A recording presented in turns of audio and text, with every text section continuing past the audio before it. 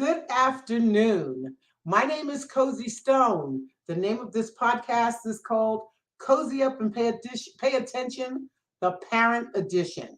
What we're going to do on this show, first and foremost, is we're not promoting parent shaming. What we want to do is we want to share with our audience what the parents are doing to make and create responsible adults. I know many people have children and they think they have a child, but at the end of the day, you're actually creating another human being. And sometimes it doesn't come with a manual. We all know that. We also know there's no such thing as a perfect parent. So what we're going to do again, I'm going to have guests on every Tuesday at 2 o'clock. Put this on your calendar and put your alarm on so that you can tune in to us every week. Our first guest this afternoon is Shannon Coleman. Shannon, are you there? Hi, how are you? Ta-ta-ta-tum. Shannon is a married woman with 3 children. It just so happens I also know Sharon and her family on the pickleball court. If anyone is listening and they know my attachment to pickleball, I will keep going because that's a whole nother show. Welcome to Cozy Up and Pay Attention. My first guest, Shannon Coleman. How are you this afternoon? Ooh, I'm super good. Thank you for having me. You're absolutely welcome.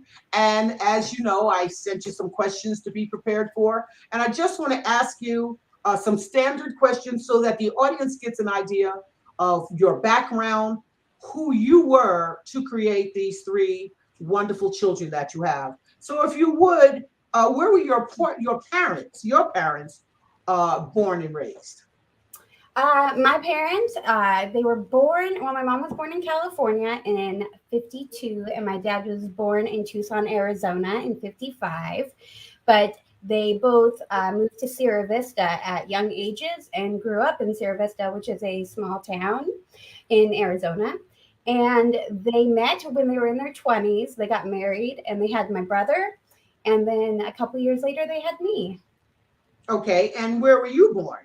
Sierra Vista, Arizona, and I lived there till I was 18, and then I skedaddled. And what year were you born?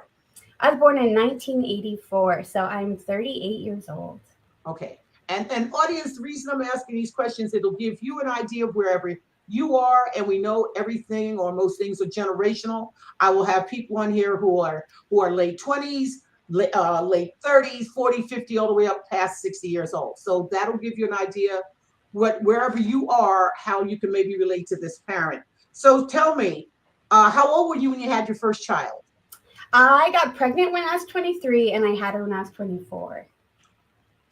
Where and how did you meet your husband, Jason, the father of your children?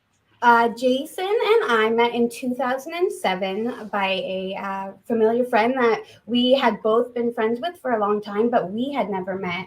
And when we first met, it was, I want to say instant. I really liked him. I think he liked me. But we took our time not dating. He was in a relationship. So we didn't ever talk until he was single. And then we had our first date. And it went really well. He had a job where he was gone a lot. So I want to say we were together not very long before I got pregnant. And then it was even shorter because he was gone for work. So we started dating in June, and I found out I was pregnant in December.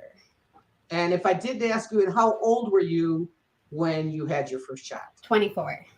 Okay, so that's pretty mature. Yes, So, I felt so. yeah. When you well, I can't ask you this. Okay, so when you met Jason, what did you like most about him? Was his beauty, his brains, or his brawn? If anyone knows Jason, definitely his brain. But he's adorable, and then you get to talk to him, and he's smart. So you can like anyone's looks, but it's once you talk to him, it makes it better. Okay. I think you answered this, was your pregnancy planned or unplanned? Unplanned, absolutely. Okay. And that's okay. And yes. And so when you first found out that you were pregnant, did you have fear, fantasy, or fundamentals? Ooh, fear. Lots of fear. I found out when he was at work. So I was by myself when I found out. So I had time to think about it and not think about him. I only had to think about myself. It was my choice, my decision. And I took the weekend to figure it out and kind of know what I wanted and what I expected. So when he came, it was really nice because he was on board immediately. Okay. Um, I find when I talk to a lot of people, the difference in the upraisings of the partners, especially if they are married or they're raising their kids together. What were some of the differences or similarities of the upraisings of you and Jason? My parents are still married. They've been married for a very long time now, and I grew up in the same city. I never moved, so I grew up with the same friends my whole life. So I had a very secure, very normal, I guess, upbringing, I would say. Mhm. And Jason, his parents got divorced when he was younger. They did a lot of moving around. He never went to the same school more than 1 or 2 years. So he had a much different upbringing than I did. He was raised with a lot of sisters and half brothers, and I was raised with one brother. So totally opposite. All right. So, given the differences, how were you able to mesh? Because again, I talk to a lot of people, and say, for instance, one doesn't believe in discipline. I'll say spanking because the word exists. Not Yes. saying I'm for it, but how did you mesh those differences? Let me rephrase the question. What were one of the differences that you believed in that he didn't? Ooh, that is a good question. Um, I I feel like we have done a very good job at compromising. There are certain things that mean a lot to me that he will let me have. There is a lot that we've learned from each other. And there are some things where he had been around a lot more children than me Mhm. that I kind of followed his lead on a lot of things because he had more experience than I did. Um, but I want to say when it comes to discipline, we both um, he's quick to react and I take a little bit more time. I want to think about it. I want to think about where their side is. So I feel like that was one big difference where he has to slow down and I need to make sure they're actually getting punished. So like Oh, it so has to go both ways. you're the disciplinarian. Yes. He's quick to discipline Okay. and I will let it slide until it's like, oh no, all right, no, discipline needs to happen. So before you gave birth, give me 1 to 3 things that you considered again before you gave birth. Um, because we were not married, the first thing we did is we decided to live with each other while I was pregnant to make sure that we were going to be compatible. So it was the choice of where we're going to live. That was pretty important because I didn't want to jump around a lot. I figured once we have a baby, I want them to be pretty, and that hasn't happened. We've moved a whole bunch, which is kind of funny. But so what we were going to do has changed. Where we saw ourselves has changed. Um, I want to say our views on religion was a big one. Our views on growing up really quickly, because I feel like that's something that happens a lot. And I wanted my kids to be kids as long as humanly possible. I want them to be young. It's more fun that way. Um, and I'm trying to think what else. I don't know. Well, I I asked feel 1 to 3. That's so. Here's the keep next going. standard question. Considering your parenting or the parenting that you were given, each and every one of us listening and whoever's not, there are words in our ears and that we will hear until we stop breathing. Can you give me 2 of those mantras that your parents said to you when they were raising you that Um, helped you to become the responsible parent that you are today or responsible adult? I think just being there. It's like the kids won't remember every little moment, but they'll always know you were there. Nope, nope, So, no. No, listen to the question. oh, sorry. Uh, for you, when you Oh, were being raised, oh, okay.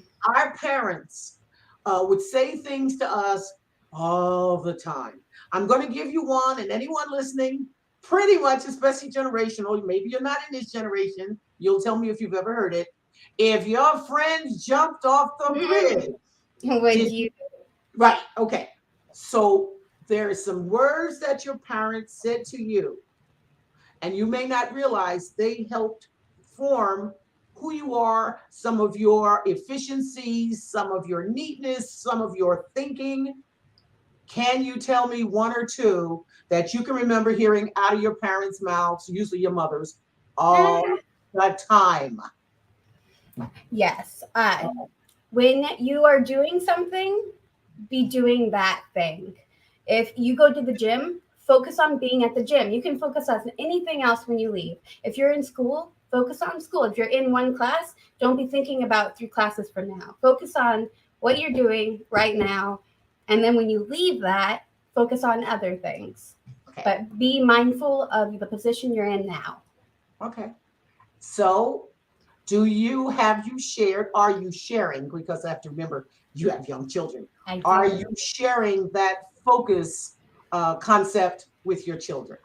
I repeat it often. Yes. So what's another one that you repeat to them often? Not to be lazy. If you are in a room and you're going to walk out of the room, what can I take out of this room that doesn't belong? It take you 1 second, but it will help me, the mother that cleans up all of the socks and the shoes and the dishes. It will help me long term, because instead of me spending minutes, I don't have to do it. You guys took 1 second to clean up after yourself. Just clean up after yourself. It's easier to clean up after one than 5. That's right. And do they do it? No, but I feel like they're getting better. Okay.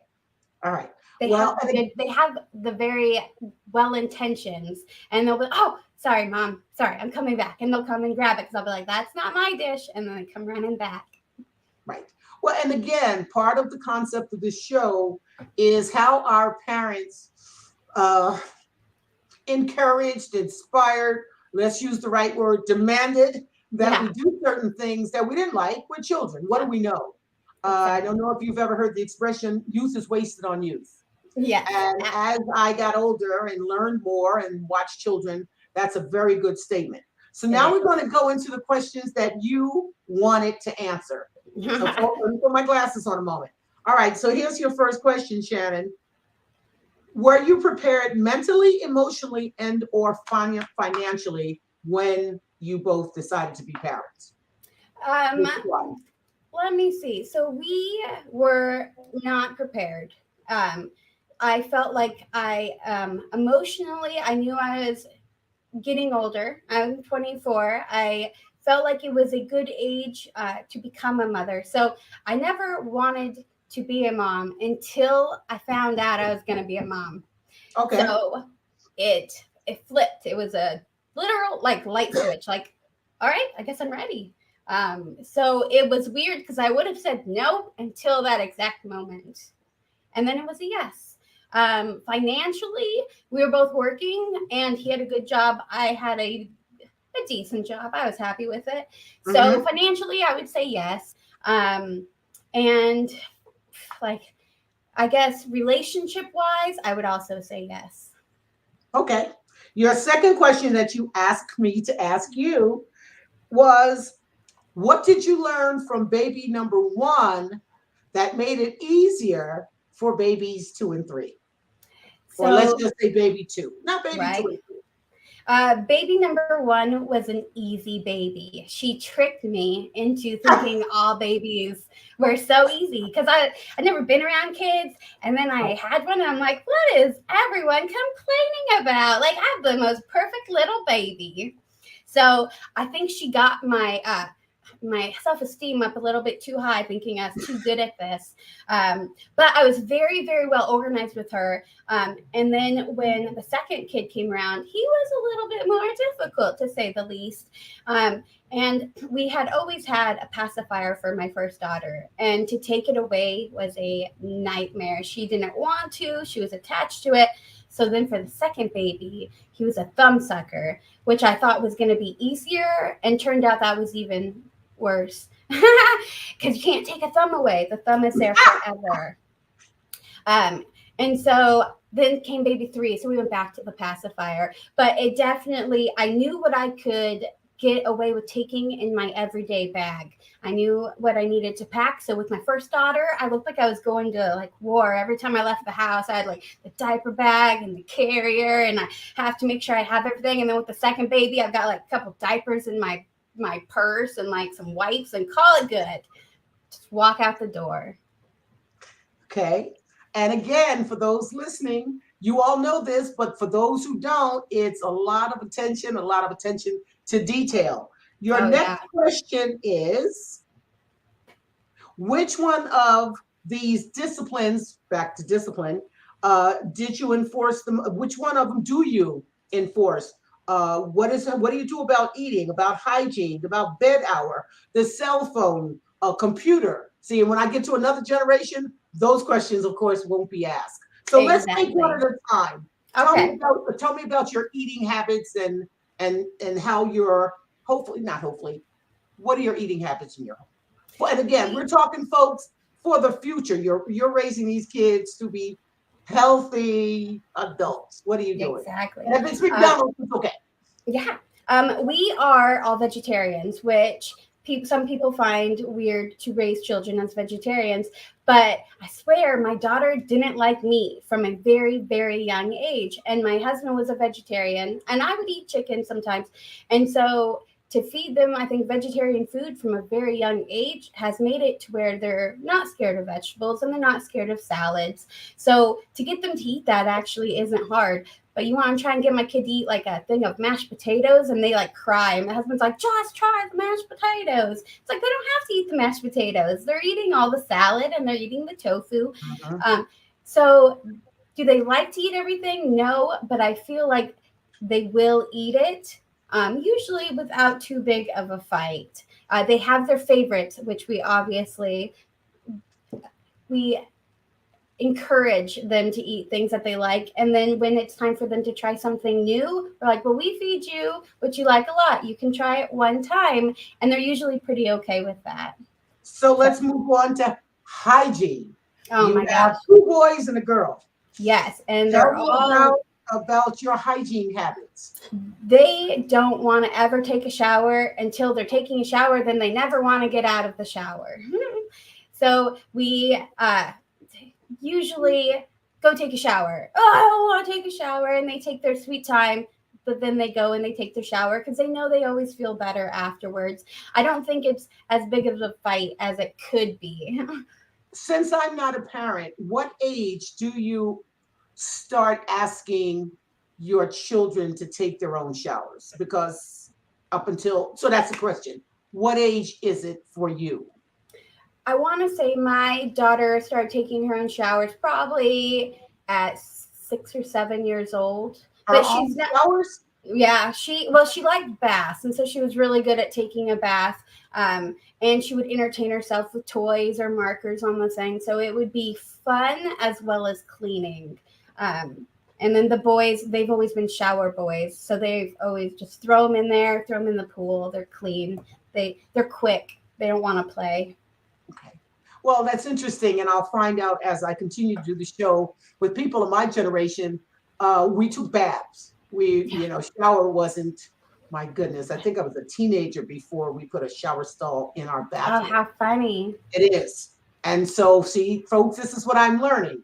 Different generations, different age groups, different habits. Tell me about your bedtime hours. What's that like? Do they have one? Yes, during school time, they have to have one because my kids like sleep and they act better when they get the sleep they need. So they don't usually fight. My kids can fall asleep anywhere, anytime, any place. I find it to be a superpower that I have installed in them. And so normally it's 9 o'clock for my youngest one and like 9:30, 10 for the oldest. And so I've got a 14-year-old daughter. She's turned 14 yesterday, a 11-year-old boy, and a 9-year-old boy. And they stay up to 10 and they get up at what hour? 6. So they get about 8 hours, and it seems, and they'll sometimes fall asleep after school too. So there's also that little power nap they get. Tell me about homework when you bring them home. Of course, when they come home from school, do you check it? Do you make sure they have any? Yes. So the school that we go to actually has a website that you can go to, and every teacher every day logs what has been completed, what hasn't. And it literally takes a parent less than 3 minutes to go in there and be like, why didn't you turn this in? I know it was in your backpack. So it is very easy to stay on top of it. Usually I try and make them finish what they can at school, Mhm. and it helps if they can get home and they can have an hour or two of break, and then they'll do their homework. Because I feel like going from 8 hours to school to getting home and going straight to schoolwork, it's like, let the kid rest and be a kid for a second. So I like them to have a little break, but then when it gets too late, then they don't want to do it at all. Yeah. See, again, in my time, you come home, you take off your school clothes. That's a whole nother You're conversation. right. And you do your homework. You Yeah. do your homework immediately, so it's out of the way. Yeah. And homework usually preceded dinner time. Yeah. And then you get some Yeah. television time, right? And then So, what about computers? Are they in each individual room? Do you have parental control on them? How are you parenting your computers? we have one computer in the house, and they two of them have an iPad, so I guess that would be their computer, and then the oldest daughter, she has her own. They don't usually play them that often unless they're playing with a friend. So I guess I let them play a little bit longer if they have a friend, because I feel like there is that interaction happening, especially in this generation. That's how a lot of kids get their social time. But we do definitely limit it on school days. It's maybe an hour after school, if that. And then weekends, they can maybe get 3 to 4 hours. Because, like I said, they like to play with their friends, and they talk and they chat and they experience, I guess, more.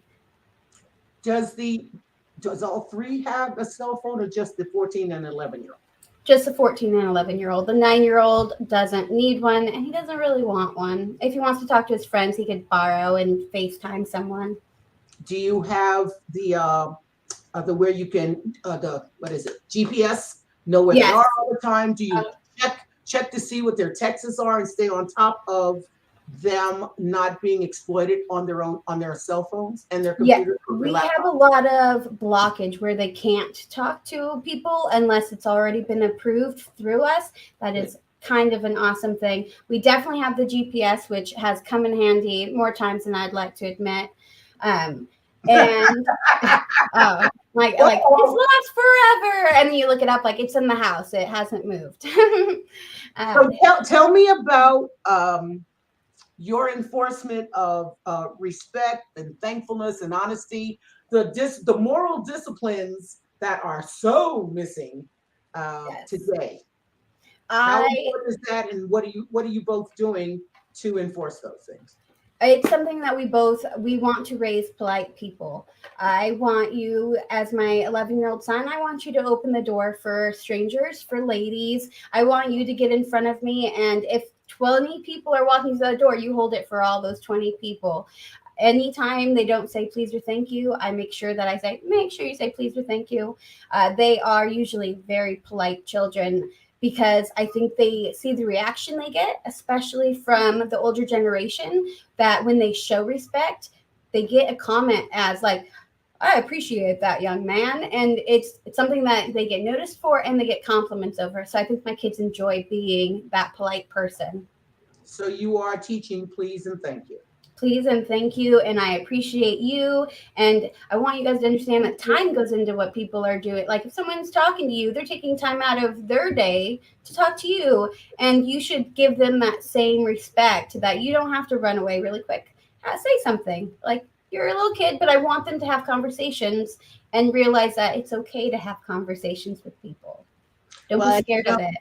back to pickleball. I played pickleball with her 11-year-old son, and he is getting used to me, which most people have to get used to me.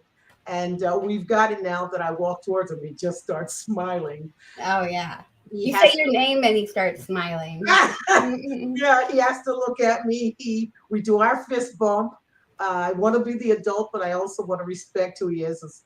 And he plays a better game than I am. How shall I not disrespect him? We have one more question, and we are so on time. You are making this real easy for me. Perfect. All right, the big one. The big one. If you did, and I know, and what age did you discuss sex, drinking, and drugs? And if not, why?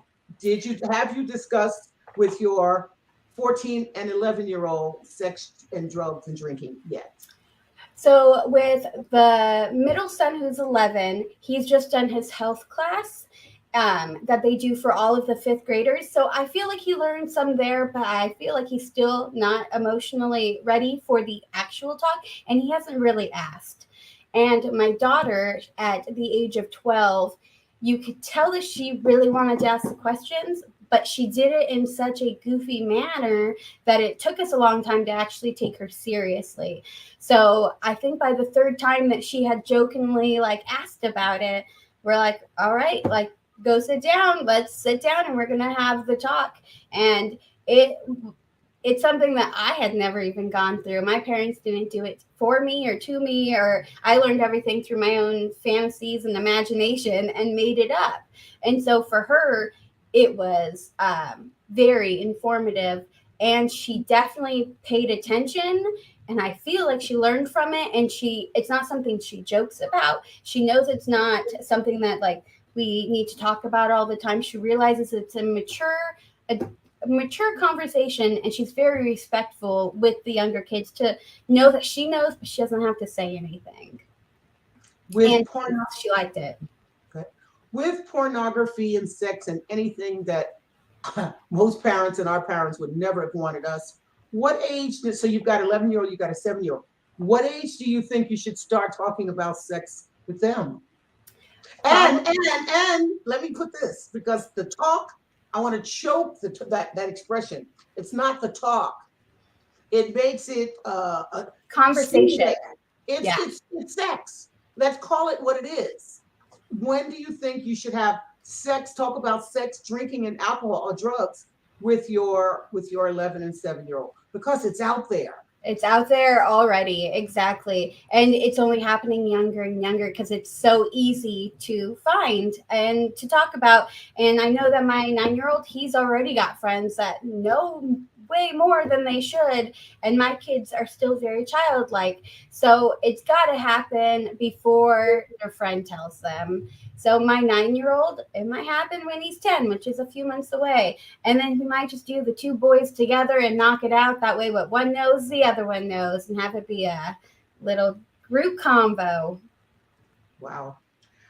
Okay, we are getting ready to wrap up, and we have come to what I call the fun question. So fun.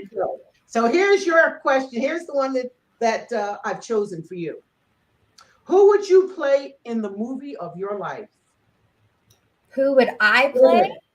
Who would play you? Who would play me? I'm like, ooh, who could I play? In the movie of your life. I would pick Kate Mara. I love Kate Mara. She could do anything. And if I could even remotely resemble her, I'll take that as a win too. All right. So here's an A part to this question. Would it be a comedy, a romantic comedy, a sci-fi, a drama? What kind of film would it be? Most likely it would have to be a comedy. I try to spend most of my days laughing, but there'll definitely be a crying scene because I like to cry in every movie, no matter what movie. If it's a thriller, I'm going to cry. If it is a drama, I'm going to cry. If they're making me laugh so hard, I'm probably going to cry. So it's going to have both. I find that hilarious. You just need a reason. I just give me a reason. I'll cry. Okay. I find crying healthy, so I'm glad to I you do say too. that. I have women all the and I time can do it really quick. What'd you say? I can like cry and get over it real quick. Okay. All right. Shannon, this has been wonderful. I think we have, as far as I'm concerned, we've both knocked it out of the park for the first show. Again, folks who are watching, and please have others come on and pay attention to what we're doing. Is there any one last thing you would like to say to up and coming young, I'm going to say women, I want to say women, young ladies, young girls, before they decide to plan a family or to raise a responsible adult, folks? That's the magic words here, responsible adults. You have to, if you want to be a parent, I think you have to learn to not be selfish. And if you're not willing to not be selfish, maybe being a parent isn't the right choice. And there are other options out there for you. And it's a hard thing to not be selfish because it comes pretty naturally to most of us. Did you have fun? Absolutely, with some crying. It's okay. It wasn't anything that was noticeable. and really, and just some statistics that I pulled offline before I started the show. 75% of pregnancies are unplanned between 15 and 19 years old. Most 18-year-olds, and I think this is probably younger, are having sex for the first time in the United States. 66% of sexually active U.S. teen women practice safe sex. I also think that's a larger number, but I hope that is the number. Yeah. 15 to 44-year-old productive age women have unintended pregnancies, and most of them are low income, between 18 and 24, women of color. Most of them do not have a high school degree. And right now, since the 1980s, unintended pregnancy rate among adolescents has been declining. Wow. Yeah, that knowledge. That is, yes. So again, my name is Cozy Stone. You've just been a part of Cozy Up and Pay Attention, the Parent Edition. I just to put this out there, I do not have any children. I did my own homework, paying attention growing up. But for what it's worth, I love children. I love and want to be a part of children's tomorrows. We will do this show every week, and I'm hoping it will have its impact and affect more of you than not. It's not a joke. It's a serious undertaking, and these parents will come on every week. I'll ask them a barrage of questions, as we just did, and hopefully you'll learn something, take something away with it. And I wish you nothing but good health and happy children. Thank you for being part of our show. This is our first show and our 100th show, by the way. And have a good afternoon. Thank you, Shannon. Thank you. Cozy Stone is a multi-talented comedian extraordinaire who has a real lust for life. She also combines humor and motivation, where she is known as a humorvational speaker. Her youthful ways and positive light make her a beacon for those of all ages. Cozy has lived a remarkable life that has paved the way for so many. She had the longest running open mic venue of 11 years at Tommy Rockers in Vegas, called Cozy's Comedy Corner, through which she introduced many up-and-coming comedians. Before going into comedy, she was one of the first female personal trainers and one of the top fitness trainers in the world. She has trained many greats such as Billie Jean King, Roberta Flack, Andrew Young, Ed Bradley, CCH Pounder, Al Pacino, and Earl Monroe. As a former competitive bodybuilder, she also owned a bodybuilding gym for women over 40 in Los Angeles for several years. She has worked in top positions for HBO, Playboy, and Tony Robbins. She also enjoys volunteer work, dedicating time to the New York Foundling Hospital and babies with AIDS. Cozy Stone has a message that shouldn't be missed.